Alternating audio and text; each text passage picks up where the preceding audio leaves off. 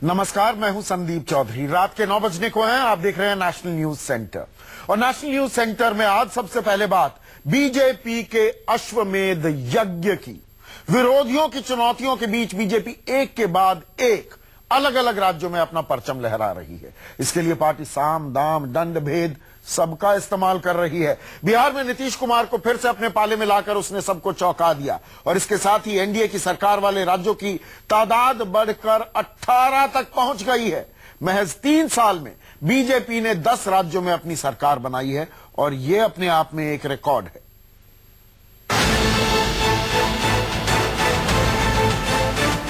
गांधी मैदान से जुगल बजना चाहिए। कांग्रेस मुक्त भारत का सपना हिंदुस्तान साकार। कांग्रेस पार्टी सेक्युलरिज्म के नाम पर हिंदुस्तान के गरीबों के पेट पर लात मारती नहीं रह पाएगी। भारत की पहचान थी स्कैम इंडिया। हम बनाना चाहते हैं स्किल इंडिया।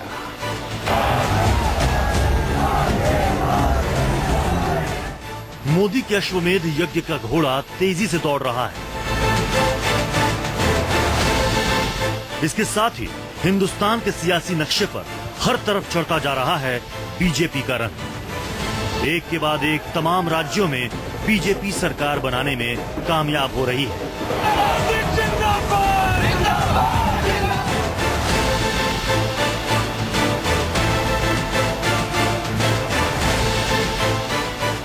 सवाल है कि क्या नरेंद्र मोदी इंदिरा गांधी से भी आगे निकल जाएंगे? क्या मोदी सियासी विरोधियों का सफाया करने का नया रिकॉर्ड बनाएंगे? जरा देश के नक्शे की ये 2 तस्वीरें देखिए। एक तस्वीर 1967 की है, जब देश की प्रधानमंत्री इंदिरा गांधी थी। भारत के नक्शे पर फैले इस नीले रंग को देखिए। ये कांग्रेस के शासन वाले राज्य हैं। तब पूरे देश में 10 राज्यों में कांग्रेस की सरकार थी। दूसरी तस्वीर 50 साल बाद की यानी 2017 की है, जब प्रधानमंत्री नरेंद्र मोदी हैं। जरा देखिए, इस वक्त देश के 18 राज्यों में बीजेपी और उसके सहयोगियों की सरकारें हैं। आप ये जानकर हैरान रह जाएंगे कि इंदिरा गांधी के पीएम रहते 1967 में कांग्रेस की जहां 10 राज्यों में सरकार थी, वहीं नरेंद्र मोदी के पीएम के रूप में सिर्फ 3 साल के कार्यकाल के दौरान बीजेपी ने 10 राज्यों में सत्ता हासिल की है। जरा देश के सियासी नक्शे पर बीजेपी की बढ़ती धमक को देखिए। 2014 से 2017 के बीच बीजेपी ने महाराष्ट्र, झारखंड, हरियाणा, जम्मू कश्मीर, उत्तराखंड, उत्तर प्रदेश, गोवा, असम, मणिपुर और अरुणाचल प्रदेश में सरकार बनाई। अगर इसमें बिहार को भी जोड़ दें तो 3 साल के भीतर बीजेपी ने 11 राज्यों में सरकार बनाई। बिहार में 20 महीने पहले हुए चुनाव में बीजेपी ने मात खाई थी, लेकिन अब सरकार बनाकर उसने सबको हैरान कर दिया है। घटनाक्रम हुआ है बिहार में, वो एक तरह से अपोजिशन के पास जो सबसे मजबूत हथियार था वो अपने खेमे में ले आए नरेंद्र मोदी, अमित शाह। नीतीश कुमार विपक्षी दलों का जो संभावित गठबंधन था उसके सबसे क्रेडिबल फेस थे। 2019 की दृष्टि से इसको देखिए, बीजेपी की स्ट्रेटजी जो है वो बिहार को लेकर कम है, राष्ट्रीय राजनीति को लेकर ज्यादा है इसके पीछे। और 2019 में के लिए बीजेपी ने एक तरह से अपना रास्ता और सुगम बना लिया है। देश के 29 राज्यों में से 13 राज्यों में इस वक्त बीजेपी की अगुवाई वाली सरकार है, तो वहीं 5 राज्यों में उसके सहयोगी दलों की सरकार है। देश के नक्शे पर बीजेपी और उसके सहयोगियों के शासन वाले राज्यों को देखिए। इसमें अगर दक्षिण भारत को छोड़ दें तो देश के हर हिस्से में बीजेपी का परचम लहरा रहा है। इस वक्त जम्मू कश्मीर, उत्तराखंड, उत्तर प्रदेश, हरियाणा, राजस्थान, गुजरात, मध्य प्रदेश, छत्तीसगढ़, गोवा, महाराष्ट्र, बिहार, झारखंड, असम, अरुणाचल प्रदेश, सिक्किम, नागालैंड, मणिपुर और आंध्र प्रदेश में बीजेपी और उसके सहयोगियों की सरकारें हैं। सियासी मामलों पर पैनी नजर रखने वाले जानकार इसे मोदी की ऐसी रणनीति की वजह मानते हैं जिसका विरोधी दलों के पास फिलहाल कोई जवाब नहीं है। इंदिरा गांधी को वहां तक आने में, उसके पीछे पूरा स्वतंत्रता आंदोलन में शामिल होने, उसमें अग्रणी भूमिका निभाने की उस ऐतिहासिक विरासत और उस पूंजी के साथ कांग्रेस ने वो जगह हासिल की थी। वो पूंजी बीजेपी के पास वैसी नहीं रही है। उसके बावजूद उसने ये जगह हासिल की है और उस लगभग कांग्रेस को पूरी तरह विस्थापित कर दिया है केंद्रीय धुरी के रूप में देश की राजनीति में।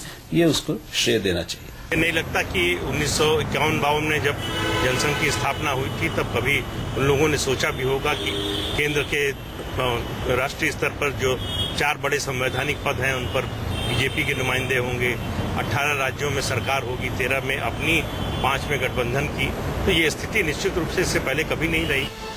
2014 के बाद बीजेपी ने ऐसे 6 राज्यों में सरकार बनाई है जहां इससे पहले बीजेपी कभी सत्ता में नहीं रही।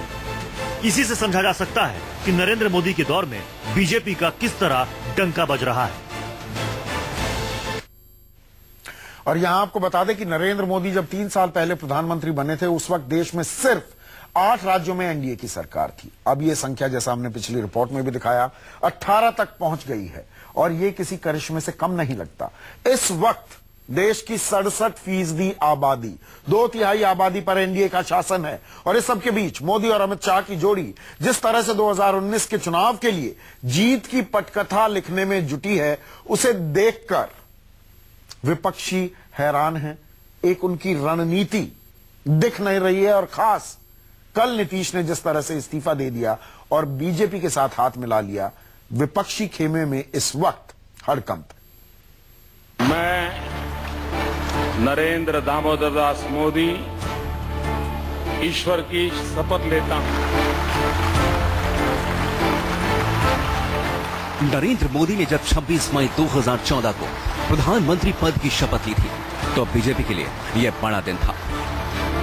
पूर्ण बहुमत हासिल कर सरकार बनाने का दशकों पुराना सपना पूरा हुआ था।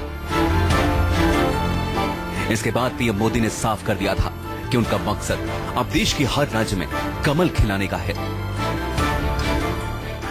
छत्तीसगढ़ गया, मध्य प्रदेश गया, दिल्ली गया, राजस्थान में दौरा कर रहा हूं। मैंने ऐसी आंधी देखी है, ऐसा जनसैलाब देखा है, अब कांग्रेस का बचना मुश्किल है। मोदी जब प्रधानमंत्री बने थे तो 2014 में देश के सिर्फ 6 राज्यों में बीजेपी की सरकार थी। राजस्थान, गुजरात, पंजाब, मध्य प्रदेश, छत्तीसगढ़ और गोवा में बीजेपी सत्ता में थी। तो सिक्किम और नागालैंड में उसके सहयोगी दल सत्ता में थे, यानी कुल 8 राज्यों में एनडीए का शासन था। लेकिन 3 साल बाद तस्वीर पूरी तरह बदल गई। अब 2014 और 2017 में एनडीए शासित राज्यों पर नजर डालें तब 8 राज्यों में एनडीए की सरकार थी। अब 18 राज्यों में बीजेपी का परचम लहरा रहा है। आप अगर इस नक्शे पर पैनी नजर डालें तो दक्षिण भारत के कुछ राज्यों को छोड़कर देश का कोई हिस्सा ऐसा नहीं है जहां इस वक्त बीजेपी की सरकार नहीं। महाराष्ट्र से मणिपुर तक और जम्मू कश्मीर से आंध्र प्रदेश तक एनडीए का परचम लहरा रहा है। वहीं विरोधी दल 11 राज्यों तक सिमट चुके हैं। इस वक्त हिमाचल प्रदेश, पंजाब, ओडिशा, तेलंगाना, केरल, कर्नाटक, पश्चिम बंगाल, त्रिपुरा, मेघालय, मिजोरम और तमिलनाडु में एनडीए की सरकार नहीं है। अगर कांग्रेस की बात करें तो उसकी हालत सबसे ज्यादा खराब है। 3 सालों में इसकी हालत और पतली हुई है। एक कारण यह भी है कि विपक्ष में शून्य है।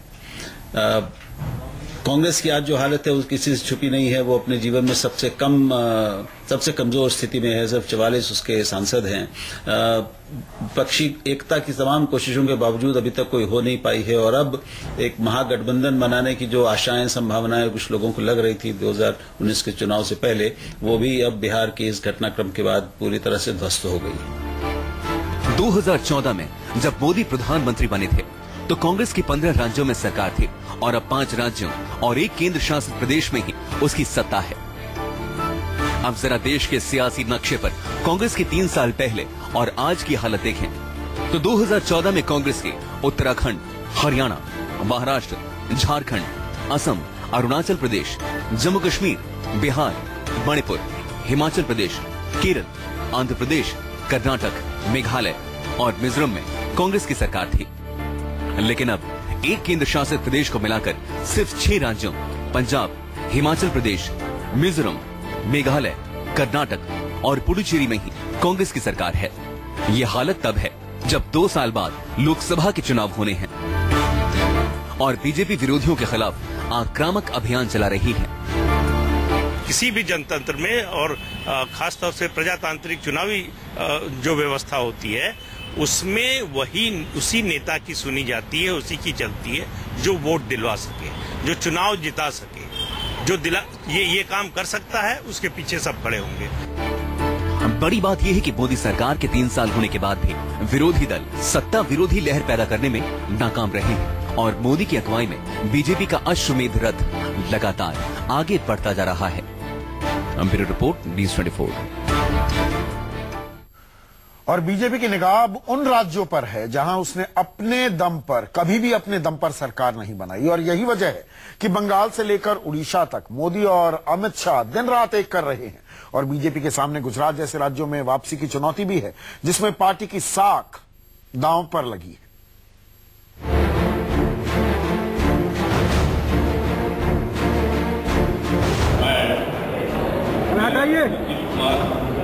दाव कुछ भी हो, बस हर हाल में हासिल करनी है जीत, हर हाल में लहराना है फतह का परचम।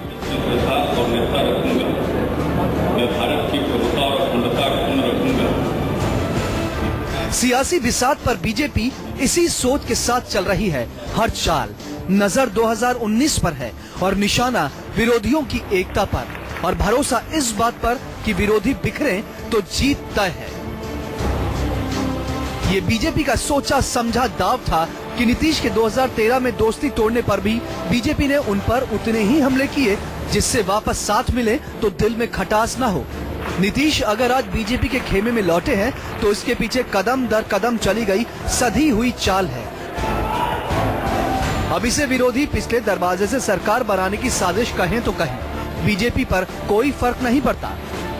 इससे पहले गोवा में बहुमत न होते हुए भी बीजेपी सरकार बनाने में कामयाब रही थी और कांग्रेस सबसे बड़ा दल होने के बावजूद मुंह ताकती रह गई थी। यही वो दाव था कि अरुणाचल प्रदेश में कांग्रेस के विधायक आखिरकार बीजेपी में शामिल हो गए और बीजेपी की सरकार बनाकर सबको चौंका दिया।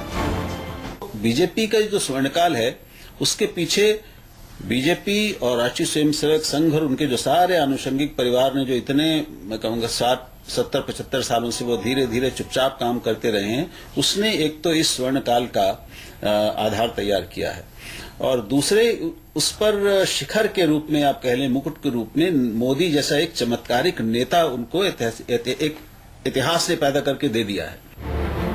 अब बीजेपी उन राज्यों पर नजरें जमाए है जहां उसे बड़ी संभावनाएं दिख रही हैं। राज्य दर राज्य वो कदम बढ़ा रही है। हर जगह रणनीति अलग अलग है लेकिन मकसद सिर्फ एक। मोदी लहर के बावजूद 2014 में बीजेपी ओडिशा विधानसभा के चुनाव में हार गई थी, लेकिन बाद में मोदी मैजिक चलने लगा। पिछले दिनों यहां पंचायत और निकाय चुनाव में पार्टी की बड़ी जीत हुई। अब यहां मोदी और अमित शाह ने पूरा जोर लगा दिया है। दक्षिण के राज्य तमिलनाडु में बीजेपी जयललिता के निधन के बाद आए खालीपन को भरने के एजेंडे पर चल रही है। राज्य में एआईएडीएमके आपसी खींचतान में उलझी है। सीबीआई जांच की वजह से पार्टी नेता वी शशिकला दबाव में है। ऐसे में वो केंद्र से बेहतर संबंध चाहती हैं, तो वहीं बागी ओ पनीरसेल्वम का गुट भी बीजेपी को लेकर नरम है। हिमाचल प्रदेश में इसी साल चुनाव होने हैं। बीजेपी कांग्रेस को जबरदस्त टक्कर दे रही है।